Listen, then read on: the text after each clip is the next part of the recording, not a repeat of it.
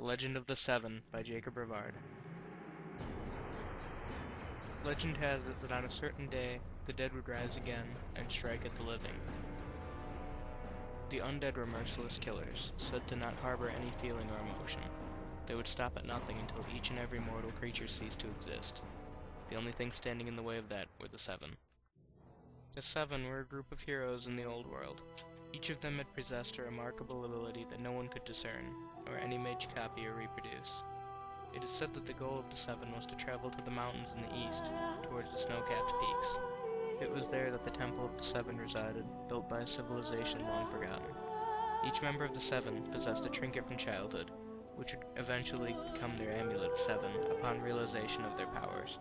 It granted them their supernatural abilities and access to the temple. In the temple, the Seven would gather and use their abilities to create the Purge, the only thing capable of defeating the undead menace once and for all.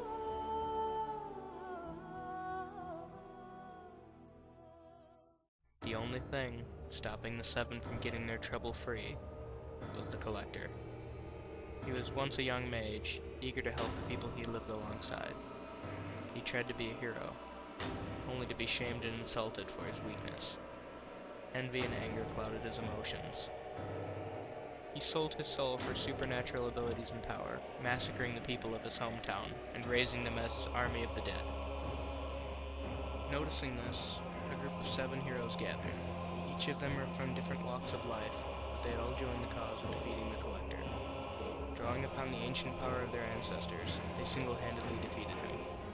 The heroes, thinking the Collector to be dead, left the battleground, only to find themselves stalked and murdered by him.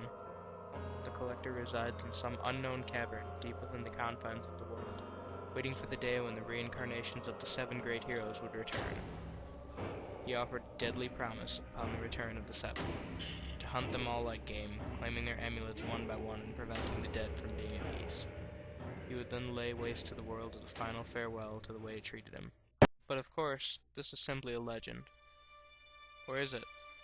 There have been tales of a young man living on the outskirts of Barrow's End. His name is Wilhelm, and this is his story.